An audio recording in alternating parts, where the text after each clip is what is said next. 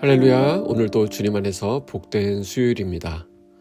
저와 우리 두광일 목사님이 번갈아 가며 아침마다 새벽 묵상을 이렇게 올려드리고 있는데요.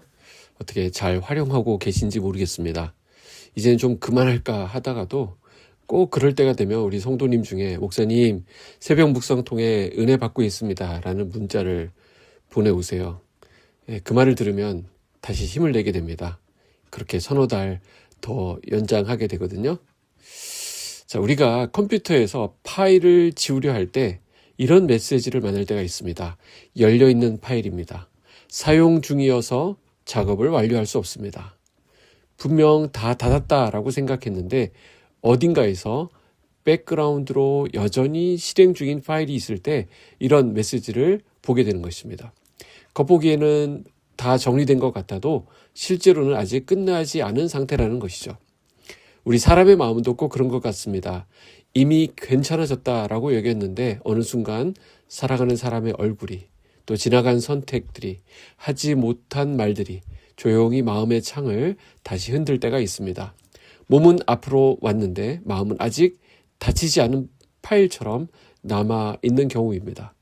그래서 성경은 우리에게 수고하고 무거운 짐진 자들아 다 내게로 오라 라고 말씀합니다. 주님은 우리가 스스로 정리하지 못한 마음의 창까지 조용히 닫아주시는 분이라는 것이죠.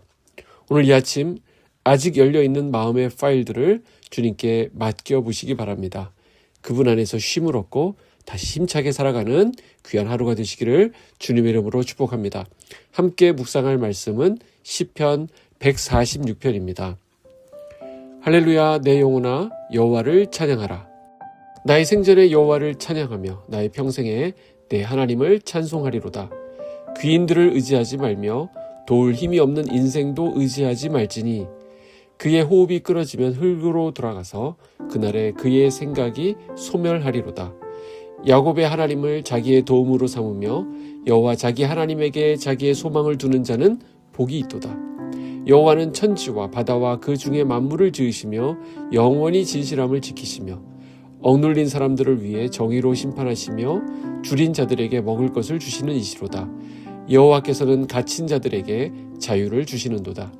여호와께서 맹인들의 눈을 여시며 여호와께서 비굴한 자들을 일으키시며 여호와께서 의인들을 사랑하시며 여호와께서 나그네들을 보호하시며 고아와 과부를 붙드시고 악인들의 길은 굽게 하시는도다. 시온아 여호와는 영원히 다스리시고 내 하나님은 대대로 통치하시리로다. 할렐루야. 아멘. 시편 146편부터 150편까지는 이 시들이 할렐루야로 시작해서 할렐루야로 끝나게 됩니다. 그래서 이 5편의 시를 할렐루야 시라고 부릅니다. 이 시편에는 표제는 없지만 포로기 이후의 상황을 배경으로 쓰여진 작품이다라고 이해하는 것이 자연스럽겠습니다. 70년간의 포로 생활을 마치고 돌아온 이스라엘 백성들에게 삶은 여전히 쉽지 않았습니다. 그러나 그들의 입술에는 불평보다 할렐루야가 먼저 나왔다라는 것이죠. 처음도 할렐루야, 끝도 할렐루야. 오늘 이 시편의 분위기가 그렇게 이어집니다. 1절, 2절을 보실까요? 할렐루야 내 영혼아 여호와를 찬양하라. 나의 생전에 여호와를 찬양하며 나의 평생에 내 하나님을 찬송하리로다.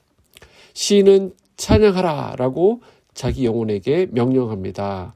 이게 바로 할렐루야의 뜻이에요. 우리가 놓치기 쉽지만 굉장히 중요한 부분인데요. 뭐죠? 찬양은 기분이 좋아서 그럴 상황이 되었기 때문에 나오는 반응이 아니라 이것은 믿음의 결단으로 이루어지는 것이다 라는 것입니다. 특별히 여기 2절에 나의 생전에 그리고 나의 평생에 라고 하는 말은 한순간의 감정이 아니라 반복되고 지속되는 삶의 방향을 뜻합니다. 하나님을 찬양하는 것이 중요한 이유가 바로 여기 있습니다.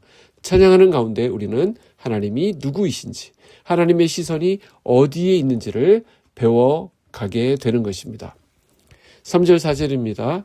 귀인들을 의지하지 말며 도울 힘이 없는 인생도 의지하지 말지니 그의 호흡이 끊어지면 흙으로 돌아가서 그날에 그의 생각이 소멸하리로다. 자, 귀인을 의지하지 말라라고 말합니다. 시인은 분명히 말씀하고 있는 거예요. 아무리 지위가 높고 능력이 있어 보이는 사람이라 하더라도 그의 호흡이 끊어지면 모든 계획은 함께 사라지게 된다라는 것입니다. 그래서 인간의 본질은 흙입니다. 하나님이 생기를 불어넣으셨기에 살아있을 뿐이지 그 생기를 거두어 가시면 다시 흙으로 돌아가게 되는 운명입니다. 문제는 우리가 이 사실을 알면서도 여전히 사람을 붙잡고 세상의 힘을 붙잡으려 한다라는 것입니다.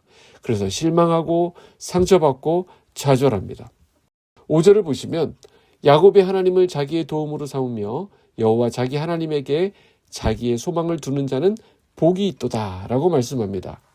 자, 여기 보시면 야곱의 하나님을 언급하고 있습니다. 여러분, 이상하지 않습니까? 성경에 얼마나 많은 인물들이 있습니까? 많고 많은 신앙 인물들 중에 왜 하필 야곱의 하나님이라고 말하고 있는 것일까요? 여기에는 분명히 이유가 있을 것입니다. 야곱이 어떤 인물입니까? 평생 무언가를 붙잡고 살았던 사람입니다. 사람을 붙잡았고요. 기회를 붙잡았고요. 돈을 붙잡았고요. 세상을 붙잡으려고 했습니다. 그러나 그는 그것을 온전히 잡을 수 없었습니다. 그의 인생 끝자락에서 야곱은 깨닫습니다.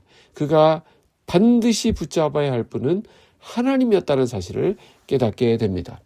야복 강가에서 야곱은 그래서 어떻게 했습니까? 그는 하나님을 붙들고 놓지 않았습니다.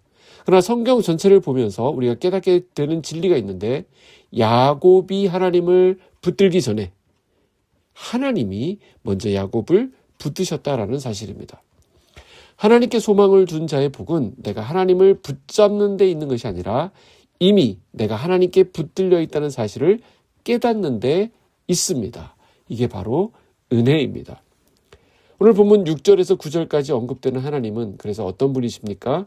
천지와 만물을 창조하신 하나님, 억눌린 자를 위해 정의를 행하신 하나님, 줄인 자에게 먹을 것을 주신 하나님, 갇힌 자에게 자유를 주신 하나님, 고아와 과부를 붙드시는 하나님입니다. 자, 어떤 사실이 눈에 들어옵니까? 하나님의 시선은 늘 연약한 자들에게 머물러 있다라고 하는 사실입니다. 이 목록 속에는 이게 나와 아무 상관없는 것처럼 보일지 모르지만 어쩌면 오늘 우리의 모습이 이 안에 들어가 있는지도 모르겠습니다. 우리의 약함과 넘어짐에도 불구하고 하나님의 우리의 하나님이 되시기에 우리는 오늘 그 소망으로 살아가게 됩니다. 하나님께 소망을 두면 상황이 비록 즉시 바뀌지 않는다 하더라도 우리의 해석이 그 문제를 바라보는 시각이 바뀌게 됩니다. 그래서 내 감정이 아니라 말씀으로 오늘을 해석하고 바라보게 되는 것입니다. 10절 말씀입니다. 시온아 여호와는 영원히 다스리시고 내 하나님은 대대로 통치하시리로다. 할렐루야. 무엇을 말씀합니까? 세상의 권력은 바뀌지만 우리 하나님의 통치는 영원하다라는 것입니다. 이 하나님이 오늘 우리를 붙들고 계신 바로 그 하나님이십니다. 광야에 길을 내시고 사막에 강을 내시는 분이 우리 아버지이십니다. 사랑하는 성도 여러분, 우리는 흙과 같은 것들을 붙잡느라 애쓰고 허비하는 인생이 아니라 하나님께 소망을 두는 사람들입니다. 오늘 이 아침 이 새벽 우리의 시선을 하나님께 고정하기 원합니다. 사람이 아니라 하나님께, 상황이 아니라 말씀에, 내 손이 아니라 하나님의 붙드심의 소망을 두고 살아가는 그런 귀한 은혜가 있기를 주님의 이름으로 축복합니다. 기도하겠습니다. 사랑의 하나님 아버지, 오늘 말씀을 통하여 우리가 붙잡아야 할 분이 누구이신지 다시 한번 깨닫게 하시니 감사합니다. 사람과 세상을 의지하던 이 손을 내려놓고 이미 우리를 붙들고 계신 하나님을 의지하고 신뢰하게 하여 주시옵소서.